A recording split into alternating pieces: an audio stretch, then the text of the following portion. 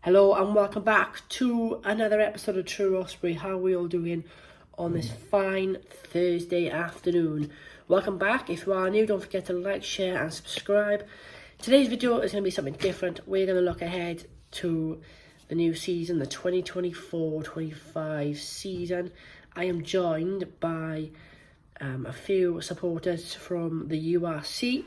So let's hand you over to the first one, which is going to be Sam from the Black Feather podcast, a fancast, Ospreys fancast podcast. And then you're going to hear from me at the end. So I hope you enjoy and see you in a bit. The Dragons Lay podcast team, and I've been a Dragons fan since, regional rugby started. But long before that, I was a fan of Ebervale and Tredegar RFC.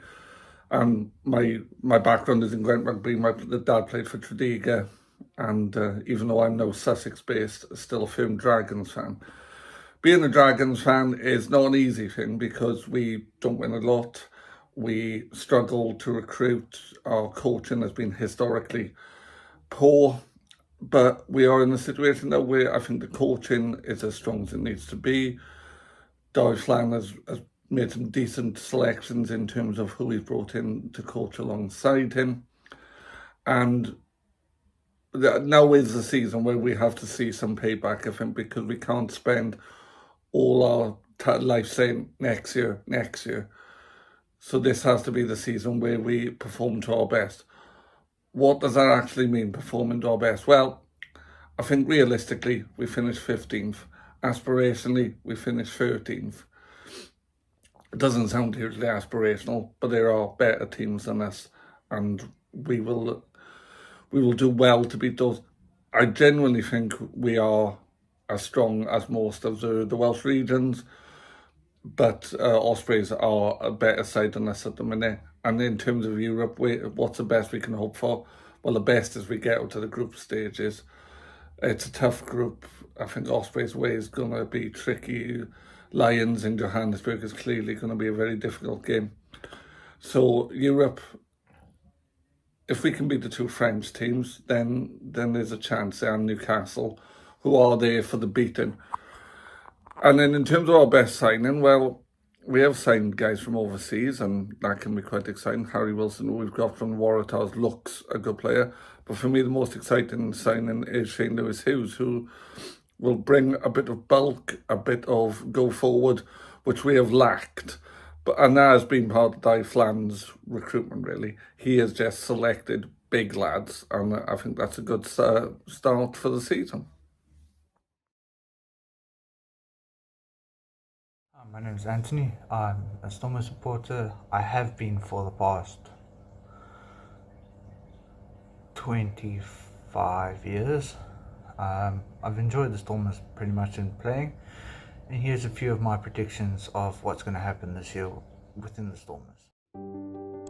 From beautiful Cape Town, here with the DHL Stadium at the foothills of Signal Hill and Table Mountain, we shall have the DHL Stormers playing with our most likely try scorer being Angelo Davids.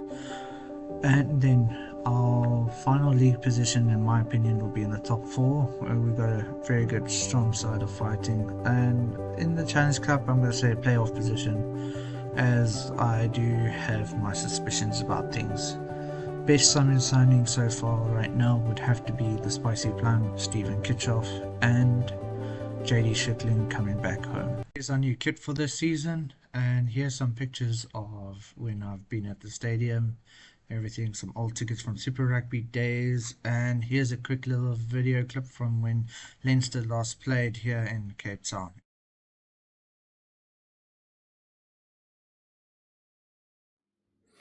Hi, I'm John. I've been a Glasgow Warriors fan since the Caledonia Reds merged with them a long time ago. Here to give my predictions ahead of the 24-25 season for the Glasgow Warriors. Now, I think our top try scorer next season's hopefully going to be Johnny Matthews again. 14 tries last season, not bad for a hooker. Just showing our strong pack and set piece play, getting the mauls, getting the ball over the line. same again this season with a bit of luck, so he should score quite a few. Our final league position, well, last season winners. Big target on the backs for the boys, so I'd like to see the champions again. It's going to be a big ask this season. Few squad changes, but that's what I'd like to see them raising that champion back to back. Be nice. Challenge Cup didn't get out the groups. The final 16 this last year. Bit of a tough group, but groups seem a bit easier this year, so I'd be very happy with the semi-final. Should get out of the groups. Quarters would be good. Semi-final would be amazing. Movements this year, well, Adam Hastings has joined from Gloucester, so that'll be interesting to see. I saw him play against the Ospreys last season. Looked pretty good, so it'll be nice to have him back in the squad. Big moves. Ollie Kebble, the legend, has moved to Oyonnax. We basically swapped Rory Sutherland for him, so Sutherland instead of Kebble. Should be fun up front. We got Finn Richardson's coming from Exeter, so in the same position, so whether he'll play a few games or he's going to be academy squad, not quite sure. It'll be nice to see what happens. We've had a lot of signings, but they've mostly been academy players, so building for that future, because we've got quite a few boys getting a bit old now, so should be a good season ahead. Hi, my name is Sam, and I've been an Ospreys fan since 2003 when the region was first created. Looking at the season ahead, then I'd like to think that we would finish top 8 of the URC. I would like to see us 7th or above. If we could achieve that, I'd be really happy. Looking at the Challenge Cup, then I'd like us to reach the quarters. We did phenomenally well last year with the squad that we had, the injuries list, and to see such a young team performing has been absolutely fantastic, and I really hope we build on that this year. Obviously, massive shame that Toby is leaving us at the end of the season. However, I do think that what he's done with the younger and the academy players is absolutely fantastic. With regards to signings, we have had some great signings over the summer. My particular favourite signing that we've had is Ryan Combeer from Scarlett. So far, he has scored 3 lovely tries in the Origin series and against Exeter. Superb finisher. Really nice to see. Looking at the squad as a whole, and I'm really excited by some of the players that we have, such as Keelan Giles, Kieran Williams. It goes without saying, Tips, Jack Morgan and Derry Lake are superb in that engine room there. So again, if we can build on that really strong pack that we've got pace in the backs to really push that forward. And I'm really looking forward to the season ahead. I'm Dar Hayes. I'm a Munster fan, and I have been a Munster fan ever since I went to my first Munster game back in 2011. Now, in terms of players on who to watch out for Munster next season, there's a few contendees. Jack Crowley, who of course excelled down in South Africa.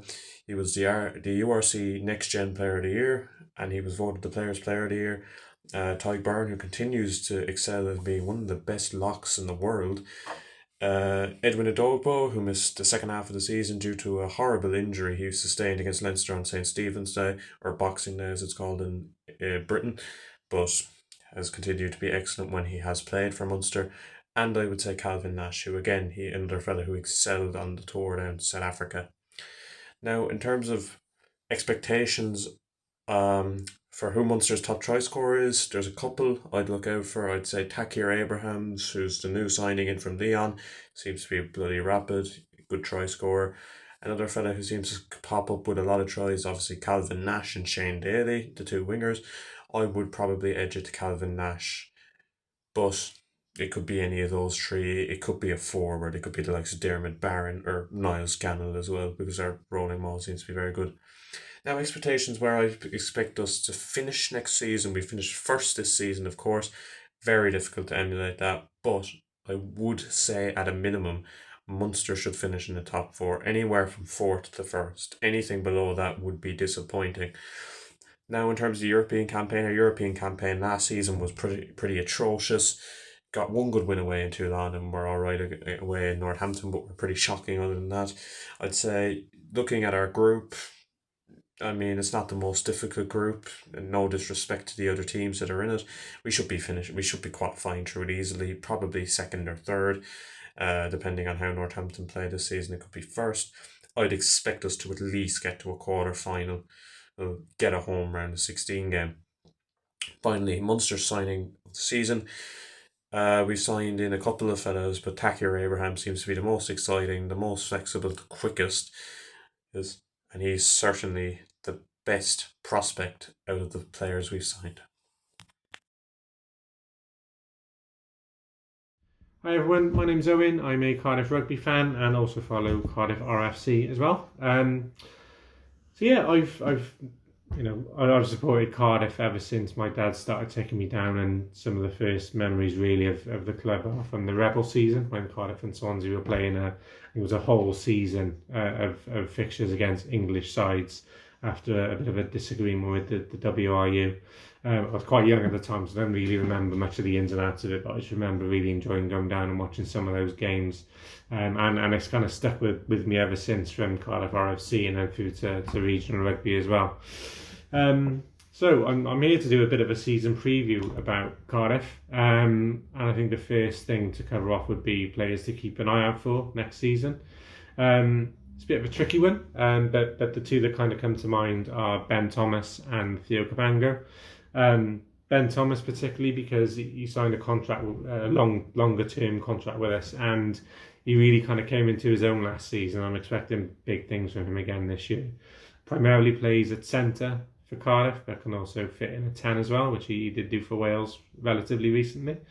Theo Cabango, again, he did really well last year. They're going to continue to grow this season and onwards as professionals, and the more experience that those two players get, just the better they're going to become. And I fully expect next season for them to become like the real, some of the big hitters in the league, players to watch out for Cardiff. Top try scorer. So we've had a bit of a change at Cardiff recently. So Owen Lane has left, and Aled Summerhill, who was a bit of a bit part player, but I always liked Aled Summerhill. I thought he was a great finisher. And then Josh Adams, he's not the kind of the player he was. So the wings potentially could be looking a bit light. But in terms of top try scorer, looking around the team, I'd probably go with Theo Cabango, who I mentioned as a player to watch. He's probably the best place for it. He tends to be one of the starters now. He's a great finisher. He's great on his feet. His movement is brilliant, and he's got so much pace as well. So in terms of our top try scorer, I'd probably put my money on Cabango personally.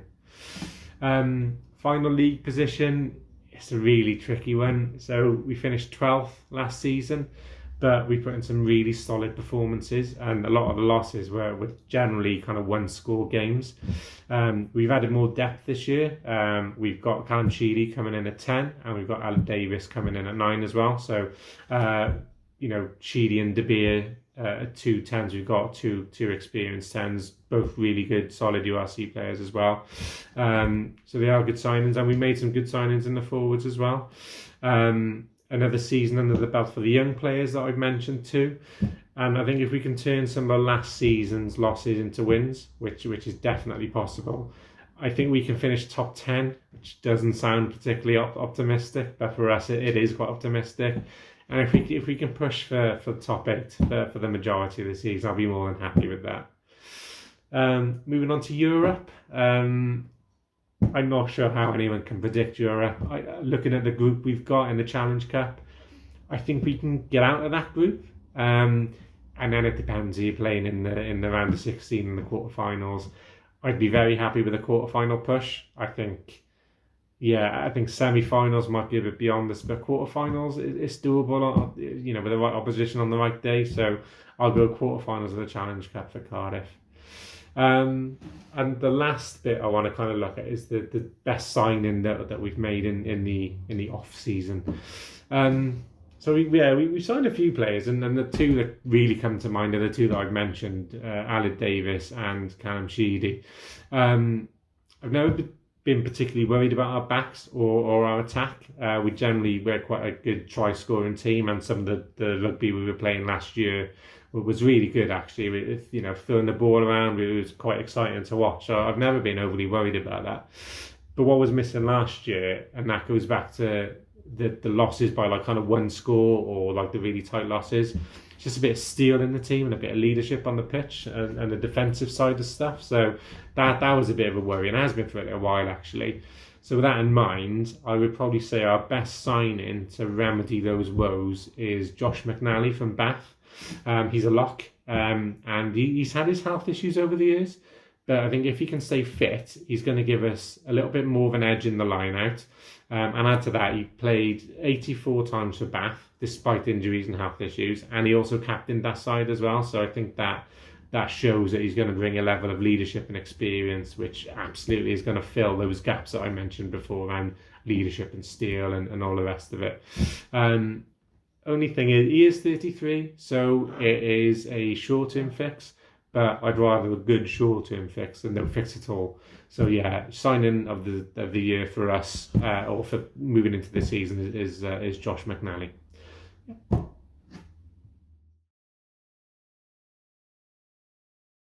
Hi, my name is Johan Harris. I've been a Scala supporter since 1997.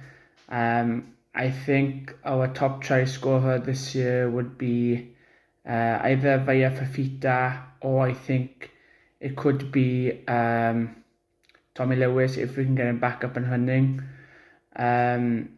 I also, my new signings, I think the best one, I'm looking forward to see what Van der Merwe does as hooker. I think if his line out is exceptional, like I've seen, I think if we can get our line outs going well, I think we've got a strong pack of forwards to carry us over.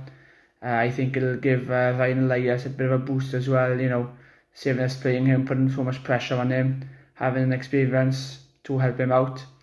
Our top try scorer would be Tommy Lewis. I think if we can get him going, I know he's out until October, so if we can get him going to go from there, like he played in the last season, it might even be Gareth Davis, I think. Our league, I think if we can push up into the top 10 this year, I don't expect any trophies this year, but if we can push up into the top 10, I think the URC has come to be a formidable league, so anything's possible. I also would, I think if we can get out to the group stages, around the 16 in the Challenge Cup, I think we'll do well. We've got a tough group with Gloucester and Edinburgh in it, so we'll see how it goes. So there we are then. We have had the thoughts of a few supporters from the URC. How do you think your team's going to fare this season in the URC? Where are you going to finish in the league? Where are you going to finish in Europe? Whether that be the Challenge Cup or the Champions Cup.